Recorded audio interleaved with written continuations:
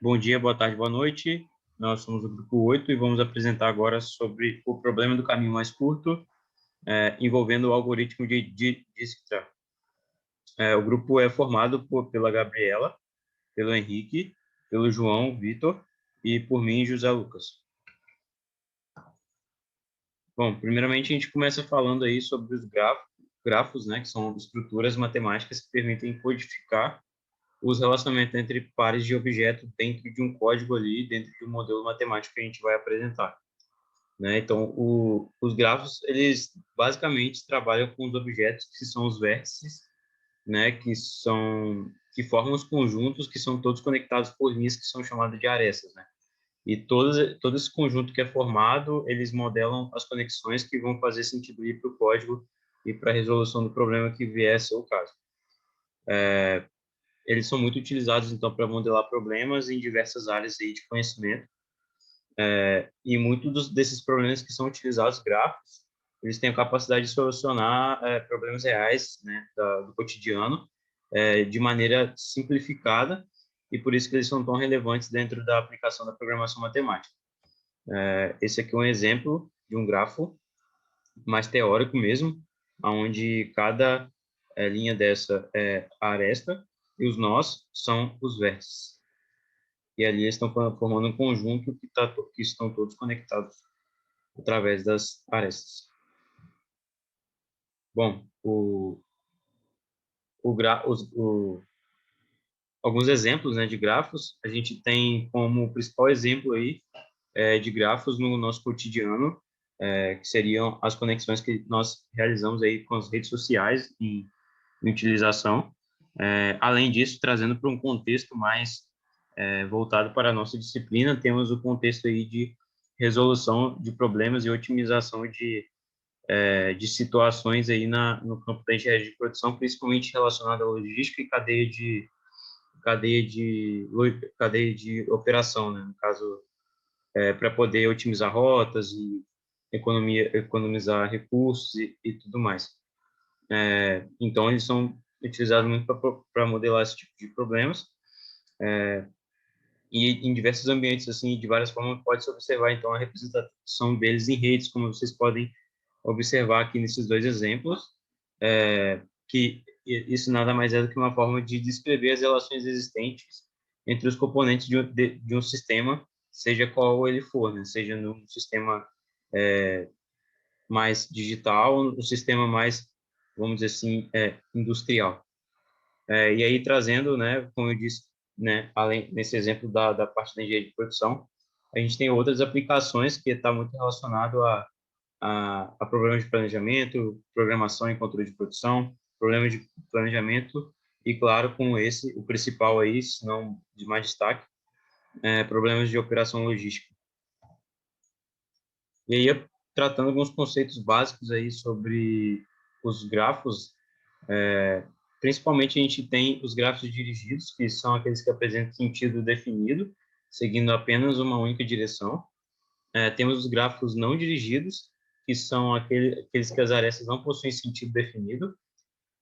Os gráficos com grau de um vértice, ou seja, o número de arestas que incidem nele, e a ordem de um gráfico, que é o número de vértices que ele possui.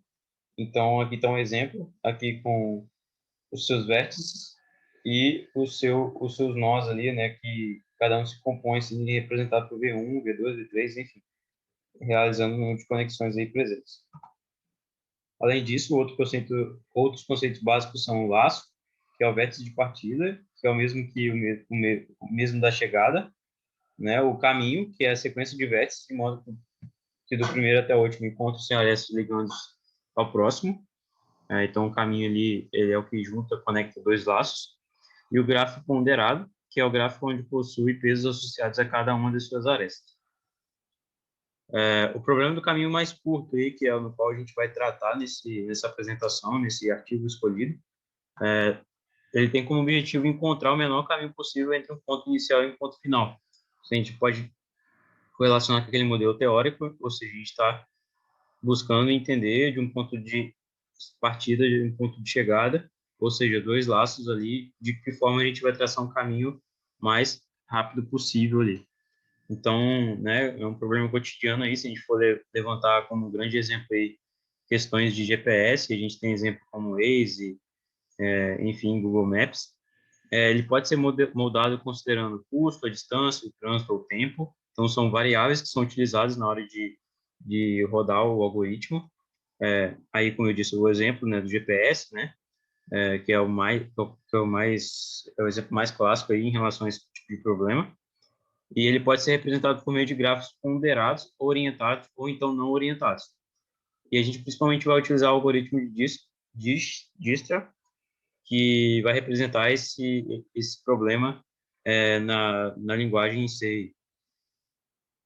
Bom, ainda se tratando do exemplo, como eu disse, a gente trata muito a questão da parte de rotas relacionadas ao GPS. Então, muitas vezes, quando a gente vai pensar sobre recalcular a rota do GPS, e ele for lento ali, a gente considera a quantidade de arestas e vértices existentes, podendo, então, considerar esse processo rápido. Ou seja, dependendo do ponto que você quer sair, do ponto que você quer chegar, ele demora ali para poder, vamos dizer assim, calcular essa rota, calcular esse caminho que vai ser percorrido, e isso pode ser demorado dependendo de quantas variáveis for ter ali existente dentro do problema. E aí, no caso, quando isso é otimizado, ou seja, para uma rota mais rápida, não exatamente uma rota mais bonita, como a gente tem como exemplo aí, é, a gente tem um caminho mais ideal a ser seguido, seja ele relevante em relação a preço, distância, tempo ou alguma outra variável. E aí a gente trata isso através do algoritmo Dijkstra, né, que foi estudado e solucionado por Edsger-Weib e Edsger-Weib e Dijkstra, em 1956, publicado em 1959. Bom, ele basicamente soluciona o problema do caminho mais curto. Ele segue o princípio da otimalidade de Bellman, que é um caminho mínimo constituído de subcaminhos mínimos. O algoritmo, então, ele rotula temporariamente e definitivamente os nós, que é aquelas questões dos laços, e o algoritmo é encerrado quando o destino for rotulado. Então, ele para o algoritmo, ele para de rodar na hora que o nó destino, que é o ponto de chegada, for definido ali, for rotulado, que ele chama, dependendo da variável do problema que está sendo solucionado no caso.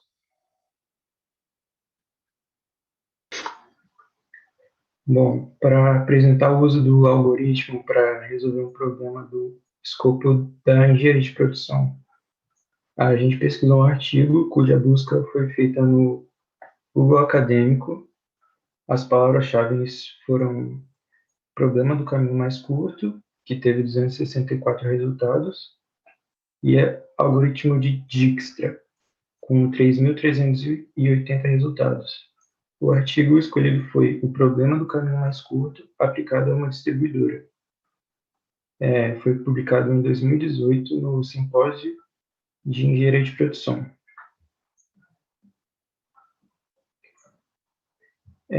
O artigo escolhido teve como objetivo descobrir o menor percurso possível para a entrega de mercadoria de um frigorífico entre a cidade onde localiza-se a fábrica e o cliente mais distante.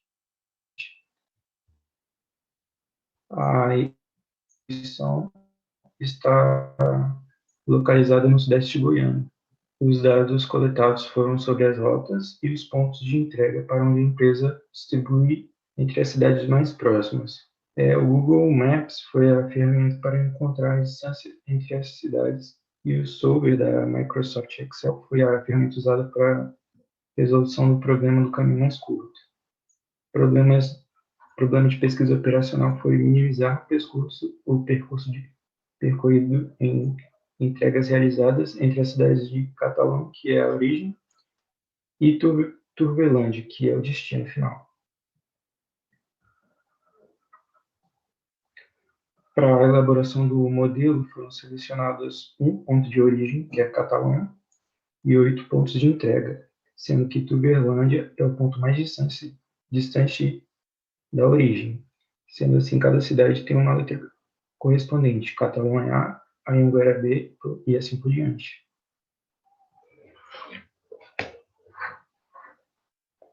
Em seguida, com o auxílio do Google Maps, foi determinada a distância em quilômetro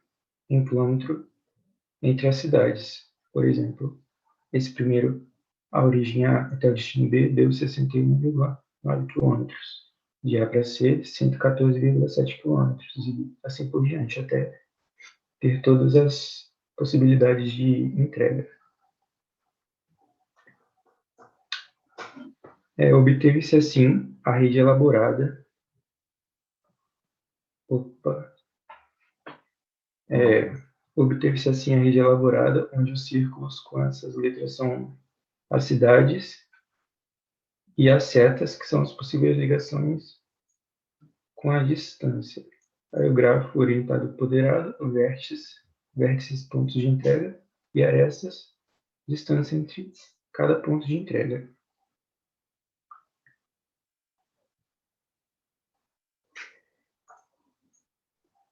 Nessa tabela, para dar o início às contas, foi montada de forma que o número presente na coluna A, que é o vértice de origem, fosse zero, e as demais colunas fossem infinito, pois ainda não saímos do vértice A, e ainda não sabemos as distâncias.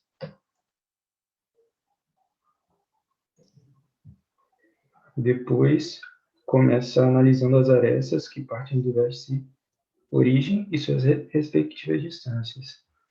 Aí começa, nessa segunda coluna, começa a calcular a distância de A para B, de A para C e de A para D.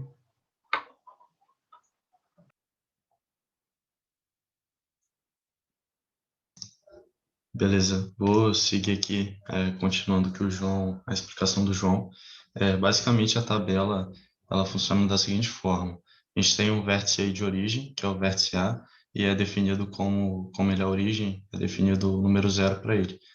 Aí a gente sai desse vértice A e vai definindo as distâncias até os demais vértices. E a gente começa analisando a aresta, que parte do vértice de origem, e depois o valor da linha de baixo ele é rotulado, e os demais eles vão se repetindo um abaixo do outro. Aí como que funciona essa conta?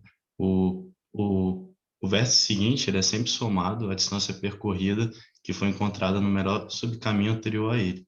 Aí depois o menor valor da linha ele vai ser rotulado e os demais vão ser repetidos. Aí dessa forma a gente consegue rotular temporariamente os nós em que os pontos foram apresentados e assim a gente consegue achar a menor distância possível para esse caminho.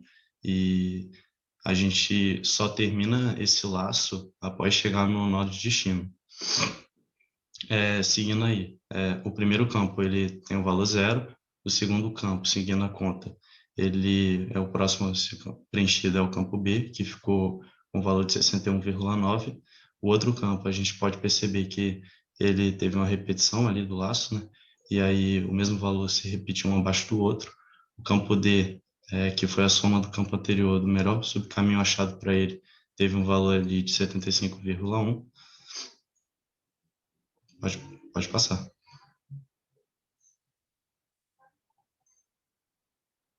E aí o campo C ele foi novamente repetido, que voltou ao subcaminho, e aí a gente já sabe que esse valor vai seguir para ele até o final.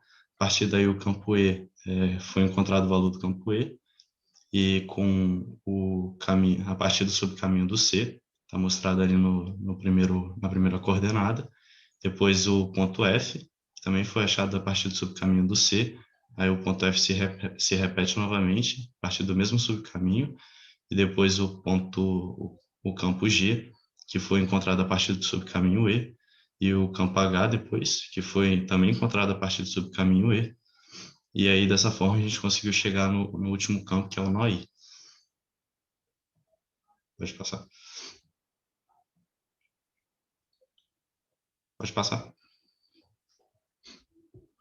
Certo. Aí a gente observa que os valores escolhidos são aqueles que foram preenchidos por últimos em cada campo, seguindo a linha até chegar no vértice I, que é o nó final.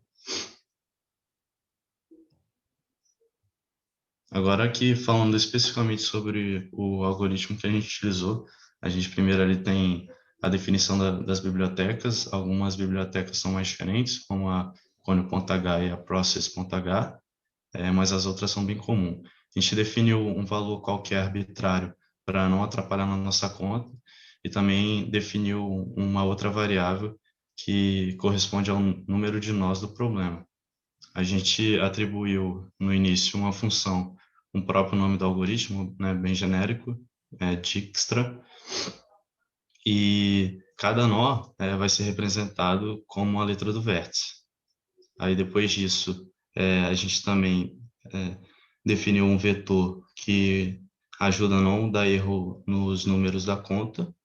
Após isso, a gente define ali o nó de origem, e a partir daí o primeiro nó. A gente também definiu a distância do vértice A, né, que foi nomeado como zero, que já que não percorreu nada ainda. E a partir daí, um laço de repetição que vai procurar o menor caminho de nó em nó até chegar ao destino final, que seria o nó I. Pode seguir. Aí, seguindo a conta, aqui a gente pode ver que sempre parte da variável começo até a variável atual, e ali a gente também colocou um comando de repetição que, de acordo com a tabela ASCII2, só precisava adicionar o valor 64, já é definido, para transformar o número em letra, né? Aqueles números aquelas letras que a gente viu para a primeira coordenada, A, C, que corresponde ao subcaminho do vértice anterior, ela é definida aí. Depois disso, a gente tem um código que é strrv, ele inverte o caminho do vetor, que a partir do momento que você chega no nó final, você tem que voltar pelo mesmo caminho para conseguir obter o valor final, o valor desse caminho final. E depois disso, é só imprimir os valores em tela, e ali no final do algoritmo, a gente escreveu de uma maneira bem geral mesmo, o algoritmo do caminho mais curto, onde o cálculo geral é utilizado por comandos de repetição for, e também tem uma variável uma matriz definida que ela ajuda a preencher os valores que são insignificantes para o cálculo, né? Ajuda a excluir esses valores. Pode passar. Aí no final já é a parte final do algoritmo, onde tem a definição da fonte do nó de destino, e no final a gente pode ver um printf que vai imprimir na tela a distância mínima calculada e vai dividir ela por 10 para ter uma casa decimal a menos e a gente ter ali uma margem de erro menor.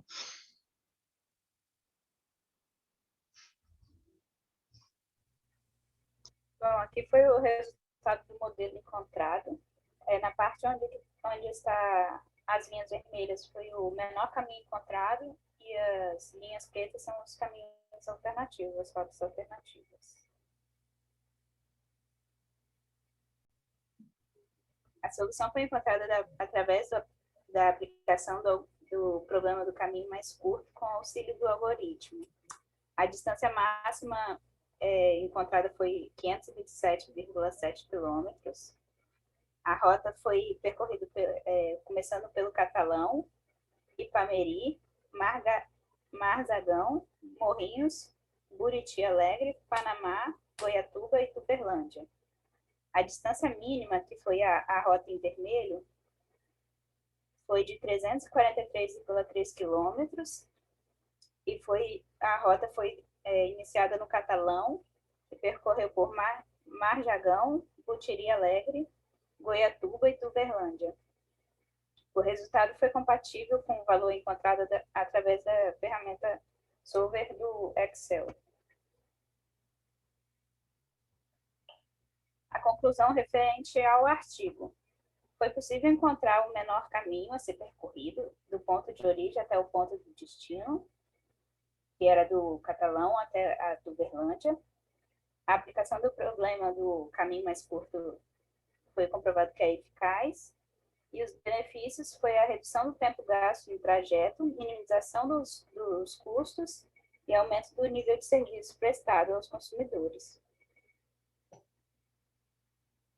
A conclusão, em geral, teve como objetivo apresentar a modelagem do problema do caminho mais curto em situações reais e encontrar a solução ótima do problema.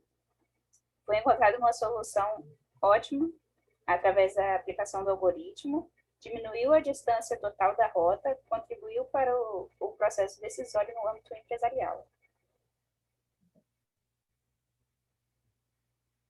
Vamos às análises críticas. Por qual motivo o artigo foi escolhido? O artigo escolhido possibilita ao leitor evidenciar de forma prática e significativa a aplicabilidade do problema do caminho mínimo em um caso real, pois utiliza o método de pesquisa experimental. Portanto, oportuniza inferir-se a respeito das vantagens obtidas pelo seu uso, por exemplo, com um aumento do lucro originado pela redução dos custos com transporte e tempo.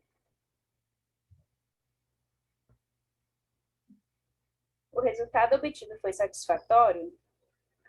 O método se mostrou eficiente e lucrativo ao apresentar o melhor resultado possível e permitir a tomada de decisão de forma assertiva.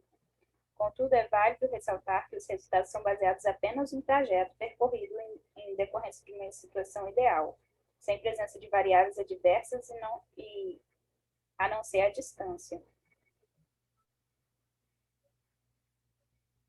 Qual a relevância e a atualidade do tema?